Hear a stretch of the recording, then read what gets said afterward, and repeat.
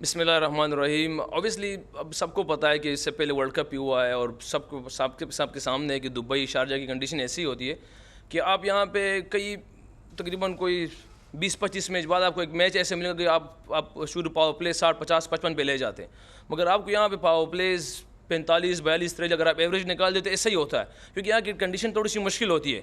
Obviously format T20 है, मगर हमारे लिए इंपॉर्टेंट चीज़ एसेस करना है कंडीशन को, उस हिसाब से खेलना पड़ता है, क्योंकि हमें रिजल्ट चाहिए। हाँ, कभी कभार हम फेल हो जाते हैं, ऐसे नहीं कि हर टाइम हो जाता है उसमें कामयाबी होती है, मगर आप हमारी जो पिछले साल 1.5 साल से अगर चीज़ें देखी जाए तो हमारी कोशिश यही होती है कि कंडीशन को एसेस किया जाए, उस हिसाब से खेला जाए। जिस तरह अल्हम्दुलिल्लाह हमने दरमियान में थोड़ा सा प्लान किया, अल्लाह पाक ने उसमें सक्सेस दी, तो अच्छा खासा टोटल हो गया था। अच्छा रिजवान, अब दोबारा पाकिस्तान की जो होप है, क्योंकि शुरू में कुछ आप कस के खेल रहे थे, बाद में फिर 94 रन किए, 38 रन पर आउट कर दिया, तो रिकॉर्ड विन भी है, लोएस्ट टोटल भी किया हांगकांग ने। तो अब जो अगला मरहला है उसमें कहाँ देख रहे हैं पाकिस्तान को? फिर दूसरा ये कि आपका पिछले मैच में भी कुछ फिटनेस का इशू था, आज भी कुछ फिजियो आ रहे थे, तो क्या क्यों? पहली बात आपने अच्छा देखिए, इंडिया के साथ सबके सामने है कि एक प्रेशर वाला मैच होता है। पूरी दुनिया एशिया के बाहर भी लोग उसका वेट करती है मैच देखने के लिए, और ऑब्वियसली आपको इंडिया का मैच फाइनल मैच ही लगता है, क्योंकि पूरा अवाम हमारे भी और इंडिया वाले भी देखते रहते हैं। मगर अब उसको जितना नॉर्मल रखा जाए तो बेस्ट है।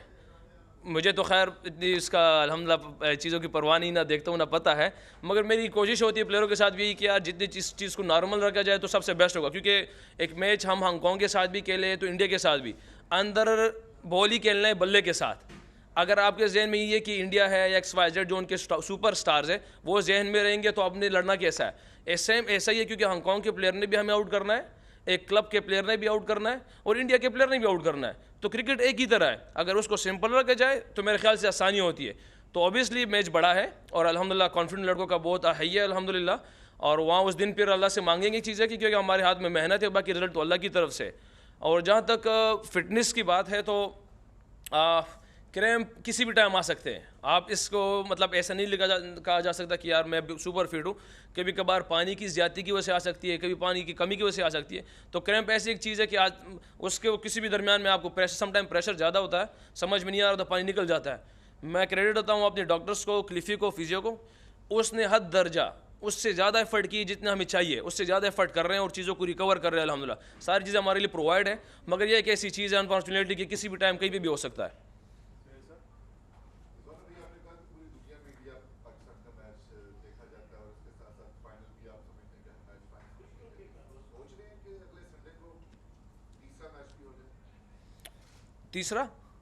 अच्छा, फाइनल का। अब ये हम तो वैसे मजाक में कह चुके हैं आपस में कि यार मुझे लगता है ये बेस्ट ऑफ 3 सीरीज़ ही है क्योंकि बाकी बहरहाल नहीं तो क्रिकेट है, होता रहता है हमारे आपस में प्लेयरों में यही बात होती है कि यार ये मैच आएगा, इंशाल्लाह उम्मीद है कि फाइनल में अगर आएंगे तो ये तो आपस में बात होती रहती है।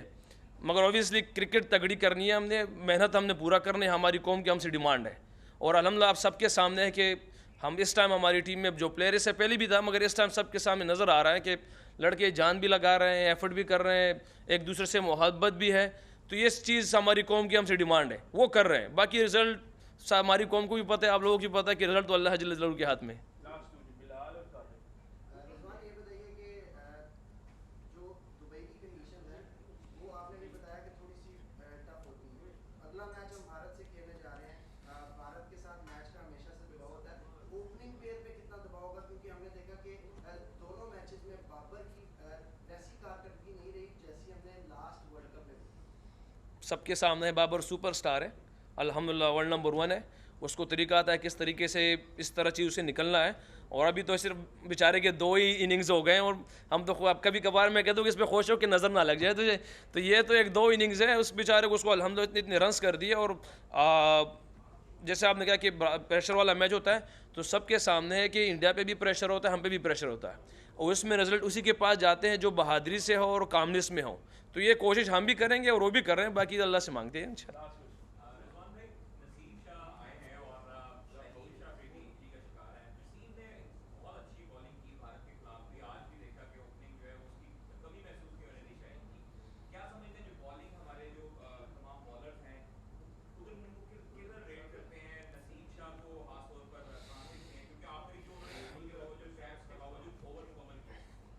Good question. इससे पहले भी लड़कों से बात हुई थी, बॉलर से मेरी।